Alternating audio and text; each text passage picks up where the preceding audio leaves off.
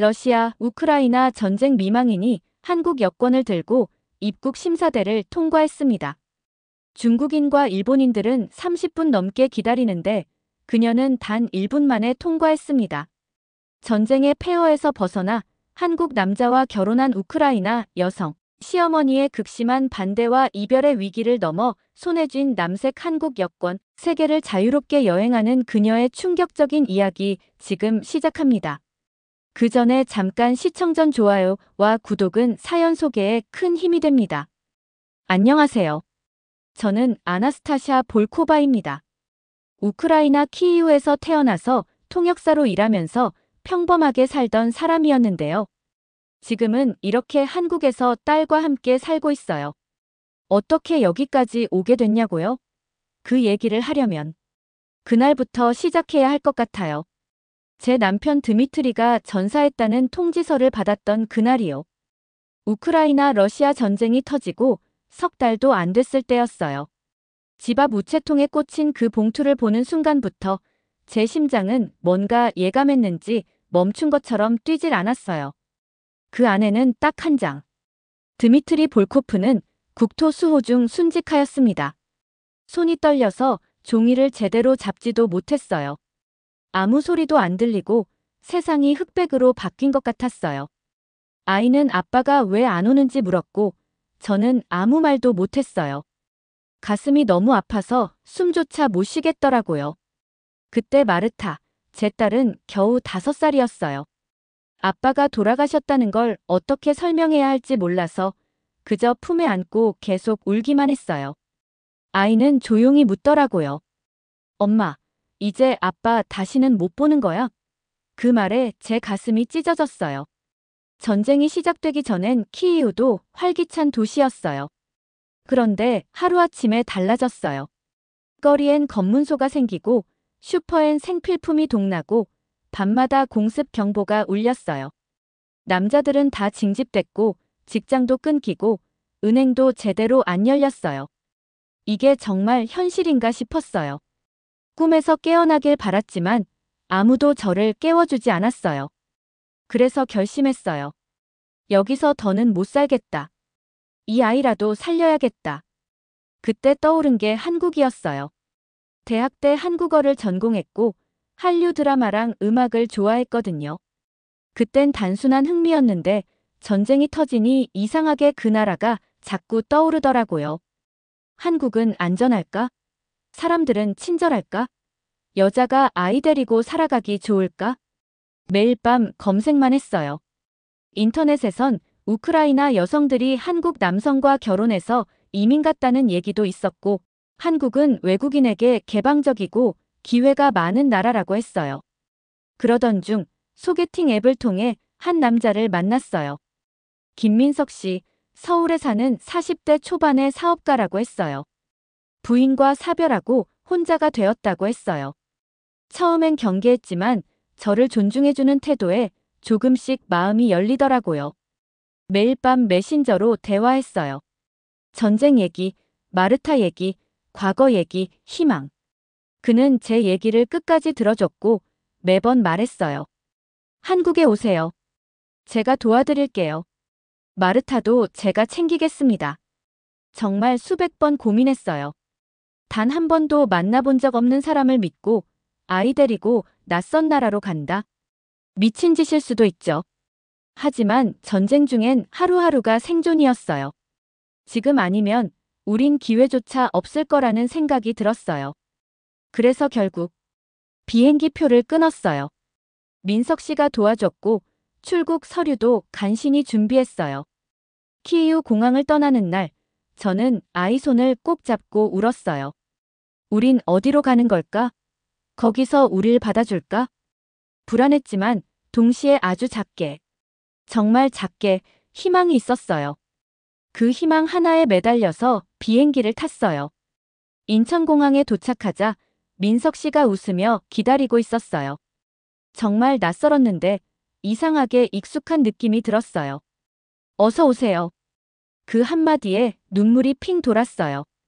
누군가 저를 기다려줬다는 게 그 말이 그렇게 따뜻할 수가 없더라고요. 서울로 향하는 차 안에서 창밖을 봤어요. 건물들은 깨끗하고 높았고 사람들은 분주했지만 정돈되어 있었어요. 이곳엔 전쟁이 없었어요. 총성도 사이렌도 불안도 없었어요. 밤이 되자 민석 씨의 아파트에서 서울 야경이 보였어요. 그 반짝이는 불빛을 보면서 혼잣말했어요. 여기서 다시 시작할 수 있을까? 나랑 마르타, 진짜로 살 수 있을까? 한국에 도착하고 첫 주는 솔직히 말해서 혼란 그 자체였어요. 공항에서 본 따뜻한 미소, 서울의 불빛, 아파트에서 보던 야경 그 모든 게 잠깐이었죠. 민석 씨는 아침 일찍 출근하고 저는 마르타랑 낯선 집에 덩그러니 남겨졌어요. 문 하나도 쉽게 못 열겠고 전기밥솥 작동법도 모르겠고 마트에 가도 뭘 사야 할지 몰라서 그냥 돌아온 날도 있었어요.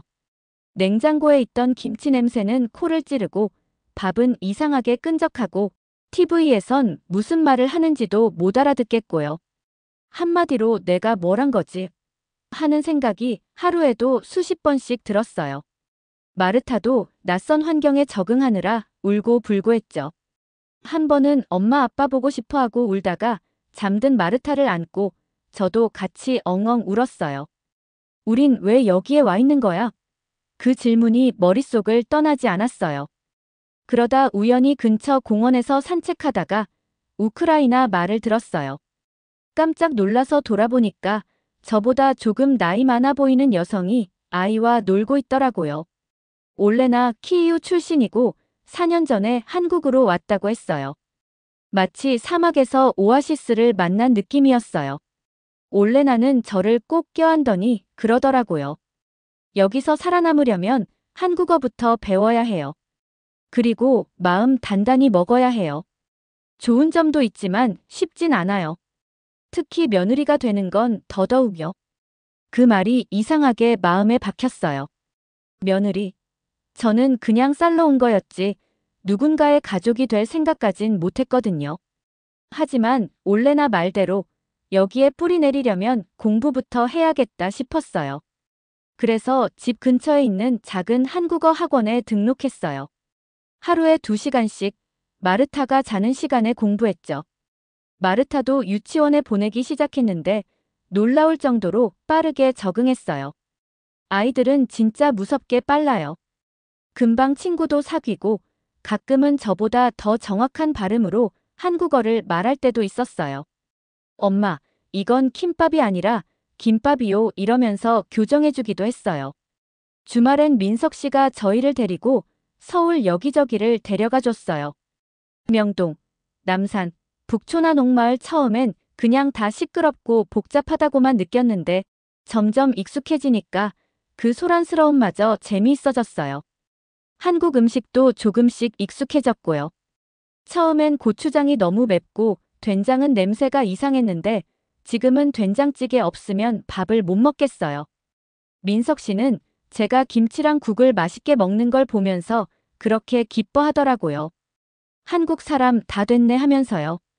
그런 분위기 속에서 어느 날 민석 씨가 갑자기 저를 조용한 레스토랑으로 데려갔어요. 그리고 말했죠. 아나스타샤 우리 결혼합시다. 순간 귀를 의심했어요. 네. 그는 웃지 않았어요. 아주 진지한 얼굴이었어요. 이제 당신과 마르타는 제 가족이에요. 같이 살아가고 싶어요. 기뻤어요. 근데 동시에 너무 무서웠어요. 우리가 너무 빨리 결정하는 건 아닐까요? 그렇게 물었더니 그는 고개를 끄덕였어요. 그럴 수도 있죠. 하지만 전 자신 있어요. 당신이랑 마르타, 내가 끝까지 지켜줄 수 있다는 확신. 그 말을 듣고 제 안에서 뭔가 무너졌어요. 전쟁 이후 처음으로 누군가가 저와 제 아이를 지켜주겠다고 말했어요. 그날 밤 저는 처음으로 정말 깊게 잠들었어요. 하지만 그 행복이 오래가진 않았어요. 며칠 뒤 민석 씨가 어두운 얼굴로 말했어요. 우리 어머니가 당신 이야기를 들으셨어요. 그분은 아주 보수적인 분이시래요. 외국인 며느리, 특히 우크라이나 여성은 받아들이기 어렵다고요. 외국 여자가 우리 집안에 들어오면 가정이 흔들린다는 말을 하셨대요. 민석 씨는 큰 충격을 받은 얼굴이었어요. 시간이 필요할 것 같아요 하고 말했죠. 그날 밤 저는 멍하니 앉아 있었어요. 제가 뭘 잘못했을까요? 저는 그저 아이랑 같이 살 수 있는 나라를 찾았을 뿐인데. 그럼에도 불구하고 민석 씨는 흔들리지 않았어요. 우리는 결혼할 거예요. 어머니가 반대해도 난 당신을 포기하지 않아요. 그 말에 저는 고개를 끄덕였어요. 우린 그렇게 아무도 없는 작은 식장에서 결혼식을 올렸어요. 그의 어머니는 오시지 않았어요. 하지만 그의 형과 친구들, 제가 알게 된 우크라이나 친구들, 그리고 올레나가 와줬어요.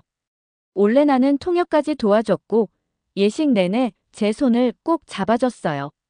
결혼식 날 마르타가 제게 와서 속삭였어요.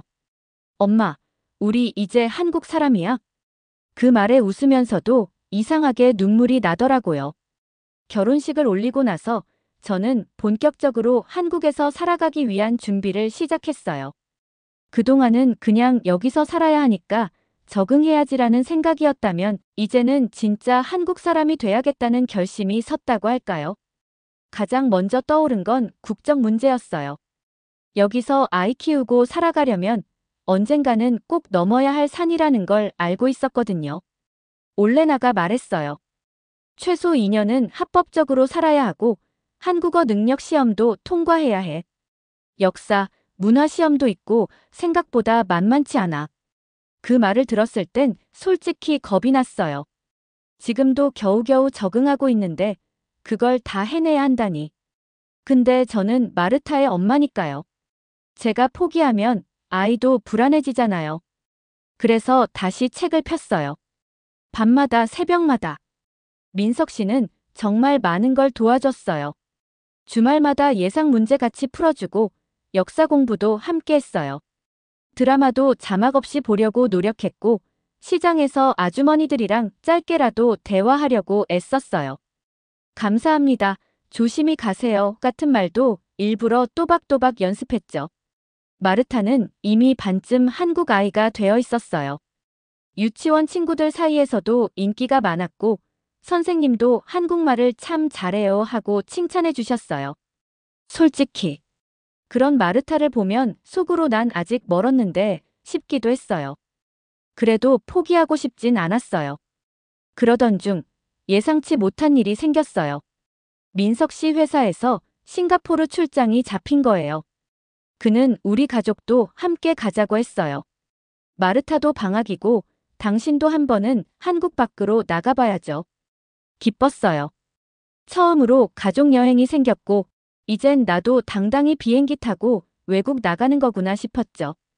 그런데 문제가 생겼어요. 우크라이나 여권으로 싱가포르 입국 비자를 받아야 했는데 요즘 국제 정세 때문에 심사가 까다로워졌다는 거예요. 서류를 내고 한참 기다렸지만 출발 3일 전 비자 거절 통보를 받았어요. 멘붕이었어요. 민석 씨는 혼자 떠나면서 정말 미안해요. 다음엔 꼭 같이 가요라고 했지만 그 말을 듣는 순간 속이 무너지는 기분이었어요. 한국에 혼자 남은 일주일, 저는 계속 생각했어요. 한국에서 이렇게 잘 적응하고 살아가는데도 여전히 나는 제한된 존재구나. 그때 느꼈어요. 국적은 단순한 신분이 아니라 문이더라고요. 그 문이 열리느냐 닫히느냐에 따라 삶이 전혀 달라지는 거예요. 민석 씨가 출장에서 돌아온 날, 저는 그에게 말했어요. 민석 씨, 저 한국 국적 꼭 취득하고 싶어요. 마르타를 위해서도 저희 가족을 위해서도요. 그는 제 손을 잡고 고개를 끄덕였어요. 응원할게요. 내가 도와줄게요. 그리고 한국 여권 생각보다 훨씬 강력해요. 비자 없이 갈 수 있는 나라가 190개가 넘어요. 우크라이나 여권은 80개 정도밖에 안 됐거든요. 그 숫자를 듣는 순간 저는 다시 결심했어요. 무조건 취득하자. 한국 국적. 그 후 저는 한국어 고급반으로 옮겼고 역사 공부도 본격적으로 시작했어요. 다른 우크라이나 여성들과 스터디 그룹도 만들었어요. 그중 몇몇은 이미 귀화를 끝낸 언니들이었고 귀화 면접에서 나왔던 질문들이랑 답변 요령도 알려줬어요. 왜 한국 국적을 원하십니까? 한국에서 가장 좋아하는 문화는 무엇입니까? 이런 질문들 앞에서 저는 매일 대답을 연습했어요. 제 딸의 미래를 위해서입니다. 한국은 저희에게 두 번째 기회였습니다. 그게 제 진심이었어요. 시간이 흐르면서 마르타는 완전히 한국 아이가 되어 있었고 저는 점점 사회 속으로 들어가고 있었어요. 이웃 아주머니들이 요즘 한국말 많이 늘었네 하고 말해주시기도 했고요. 그리고 그 무렵 또 한 가지 변화가 생겼어요. 민석 씨의 어머니와의 관계도 조금씩 개선되고 있었습니다. 제가 한국 국적을 취득하려 한다는 소식을 들은 후 어머니는 처음으로 저희 집에 방문하셨어요. 마르타에게 선물도 주셨어요. 그게 뭐였냐면 전통 한복이었어요. 너무 예뻤어요. 마르타는 좋아하면서 할머니 고마워요 하고 인사했는데 어머님은 그냥 고개만 끄덕이고 돌아가셨어요. 아직 저한테 말을 걸진 않으셨지만 저를 인정하기 시작했다는 메시지가 담겨 있었습니다. 하지만 저에겐 그게 정말 큰 의미였어요. 어쩌면 아주 작게나마 문이 열린 걸지도 모르겠다는 생각이 들었거든요. 그날 밤 민석 씨가 말했어요. 우리 어머니 마음 단단한 분이지만 바위도 물방울에 깎인다잖아요. 당신 진심이 전해지고 있는 것 같아요. 전 말없이 웃었어요. 그 바위 꼭 깎아낼 거예요. 시간이 걸리더라도요. 어느덧 한국에 온 지 3년이 지났어요. 돌아보면 눈 깜짝할 사이였지만 하루하루는 정말 전쟁 같았죠. 하지만 그 덕분에 저는 귀화 신청 요건을 전부 채웠고 한국어 능력 시험에서도 4급을 획득했어요. 이제 진짜 국적 신청만 남은 거예요. 법무부에 서류를 제출하던 날 손에 땀이 나더라고요. 담당 공무원이 심사에 6개월 정도 걸릴 수 있습니다라고 했을 때 정말 그때까지 기다릴 수 있을까 하는 불안함도 있었지만 뭔가 이제야 문 앞까지 도착했다는 실감이 났어요. 며칠 뒤 예비심사 면접 일정이 나왔고 그때부터는 다시 전쟁이었어요. 저녁마다 민석 씨랑 질문 연습하고 한국 역사랑 문화도 다시 복습하고 머릿속이 터질 것 같았어요. 근데 포기하고 싶진 않았어요. 여기까지 왔잖아요. 면접 날 3명의 심사관 앞에 섰을 때 저는 숨도 제대로 못 쉬었어요. 왜 한국 국적을 원하십니까? 귀화를 통해 이루고 싶은 것이 무엇입니까? 익숙한 질문이었지만 목소리가 떨렸어요. 그래도 저는 또박또박 대답했어요. 제 딸과 함께 안전하게, 떳떳하게 살아가고 싶습니다. 이 나라는 저희에게 두 번째 기회를 줬습니다. 면접을 마치고 나왔을 때 하늘을 봤어요. 구름 한 점 없는 맑은 날이었어요. 그게 왜 그렇게 고마웠는지 모르겠어요. 민석 씨는 잘했어. 분명 통과할 거야 하며 제 손을 꼭 잡아줬고요. 그 말이 그날 밤 가장 큰 위로였어요. 그리고 2달쯤 지나서 드디어 예비 심사 통과 통보가 도착했어요. 편지 봉투를 여는 순간 손이 덜덜 떨렸고 합격이라는 2글자를 보는 순간 그동안 참았던 눈물이 쏟아졌어요. 그날 마르타가 제 볼에 뽀뽀하면서 말했어요. 엄마 이제 진짜 한국 사람 되는 거야? 그 말에 저는 고개를 끄덕였어요. 응. 우리 진짜 한국 가족이야. 이제 남은 건 귀화 선서식과 여권 발급이었어요. 귀화 선서를 앞둔 전날 밤 저는 민석 씨, 마르타랑 셋이서 소박한 저녁을 먹었고 아무 말 없이 창밖을 봤어요. 처음 한국 땅을 밟았을 때 서울 야경을 보며 과연 가능할까? 라고 했던 그 순간이 떠올랐어요. 그리고 이제 내일이면 그 답을 받게 되는 거예요. 선서식 날 검정 정장을 입고 마르타에겐 제일 예쁜 원피스를 입혔어요. 민석 씨는 휴가까지 내고 같이 가졌고요. 법무부 행사장에 도착하자 저 같은 외국인들이 이미 많이 와 있었어요. 모두 긴장한 얼굴이었지만 눈빛엔 희망과 각오가 담겨 있었어요. 순서가 되어 선서문을 읽는데 목이 메었어요. 나는 대한민국의 국민으로서 헌법과 법률을 준수하고 국민의 책임과 의무를 다할 것을 엄숙히 선사합니다. 그 짧은 문장에 지난 3년간의 모든 눈물과 노력과 희망이 다 들어있었어요. 그리고 드디어 귀화 증서를 받는 순간 저는 공식적인 대한민국 국민이 되었어요. 며칠 후 여권 신청을 하러 구청에 갔어요. 사진을 찍고 서류를 작성하고 담당자는 말했어요. 일주일 후면 발급됩니다. 그 기다림은 참 짧지만 동시에 너무 길었어요. 그리고 그날 드디어 손에 쥐게 된 남색의 한국 여권. 그 표지를 만지는 순간 이건 그냥 여행 서류가 아니었어요. 이건 제 인생 두 번째 장을 열어준 열쇠였어요. 첫 페이지를 펼쳤을 때 보인 문장. 대한민국 정부는 이 여권을 소지한 국민이 아무 지장 없이 통행할 수 있도록 하여 주시고 필요한 모든 편의와 보호를 베풀어 주실 것을 관계자 여러분께 요청합니다. 그 문장이 어찌나 울컥하던지요. 이제 저는 누군가의 보호를 요청할 수 있는 국민이 된 거예요.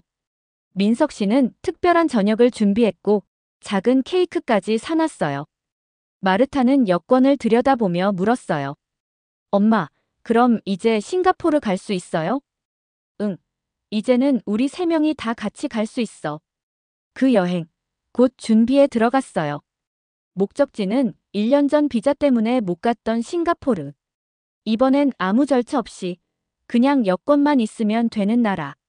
짐을 싸면서 여권을 다시 펼쳐봤어요. 아직은 아무 스탬프도 찍히지 않은 깨끗한 페이지. 하지만 곧 새로운 기록들이 생길 거란 생각에 가슴이 뛰었어요. 출발 당일 처음으로 한국 여권을 사용하게 될 순간이 다가왔습니다. 공항에 도착하여 체크인. 카운터로 향하는 동안 예전에 우크라이나 여권을 사용하며 느꼈던 긴장감과는 전혀 다른 기분이었습니다. 체크인 카운터에서 한국 여권을 내밀자 항공사 직원은 빠르게 확인한 후 별다른 질문 없이 탑승권을 건네주었습니다. 이전에 우크라이나 여권으로 여러 추가 질문과 서류 확인이 필요했던 것과는 큰 차이였습니다. 출국장으로 향하며 민석 씨는 장난스럽게 제 어깨를 두드리며 말했어요. 이제부터 진짜 한국인의 특권을 누리는 거야. 그 말에 피식 웃었지만 정말 그랬어요. 싱가포르 도착. 우크라이나 여권으로 비자를 받기가 매우 어려웠지만 한국 여권으론 무비자로 입국이 가능했습니다. 싱가포르 공항에 도착했을 때 안내판에 한국 여권 소지자는 자동 출입국 심사대를 이용하세요. 표시가 보였습니다. 민석 씨의 안내에 따라 자동 출입국 심사대로 향했고 단 몇 초 만에 심사를 마칠 수 있었습니다. 반면 다른 국적의 여행객들은 일반 심사대 앞에서 길게 줄을 서서 기다리고 있었습니다. 그들은 30분 이상 줄을 서고 입국 심사관과 긴 대화를 거쳐야 했습니다. 그 광경을 보며 가슴이 뭉클해졌습니다. 불과 몇 주 전까지는 저도 그런 상황에 처해 있었을 테니까요. 하지만 이제는 한국 여권 덕분에 전 세계 대부분의 국가에 자유롭게 입국할 수 있게 되었습니다.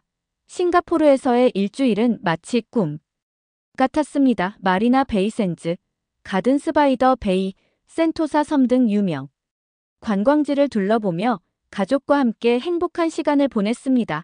마르타는 특히 유니버설 스튜디오에서 즐거운 시간을 보냈고 민석 씨는 업무 미팅 사이사이에 저희와 함께 관광을 즐겼습니다. 여행 중에도 한국 여권의 특별함을 계속해서 경험했습니다.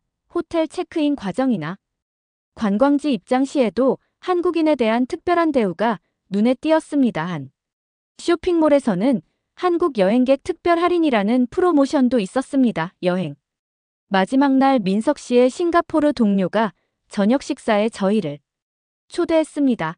그는 한국과 싱가포르의 관계에 대해 이야기하며 한국인들이 싱가포르에서 높은 신뢰를 받고 있다고 말했습니다. 한국 기업들은 계약을 철저히 지키고 한국 여행객들은 공공규칙을 잘 따르며 문제를 일으키는 경우가 거의 없다는 것이었습니다. 식사 자리에서 만난 다른 국제 비즈니스 관계자들도 비슷한 의견을 표했습니다. 한국은 짧은 기간에 놀라운 경제 성장을 이룩했고 이제는 세계 무대에서 중요한 위치를 차지하고 있다는 것이었습니다. 그들의 말을 들으며 저는 한국인이 된 것에 더욱 자부심을 느꼈습니다. 귀국길에 오르면서 처음으로 한국으로 귀국하는 기분이 들었습니다. 이제 한국은 단순한 거주지가 아니라 제조국이 되었습니다. 비행기에서 내려 입국 심사대에서 대한민국 국민이라는 안내를 따라 자동 출입국 심사대로 향했습니다. 한국 땅을 밟는 순간 이상하게도 고향에 돌아온 듯한 안도감이 느껴졌습니다. 집에 돌아온 후 저는 첫 해외여행에서의 경험을 올레나와 다른 우크라이나 출신 친구들에게 이야기해 주었습니다. 그들 중 몇몇은 아직 국적 취득 과정 중이었고 제 이야기를 들으며 더욱 결심을 굳히는 듯 했습니다.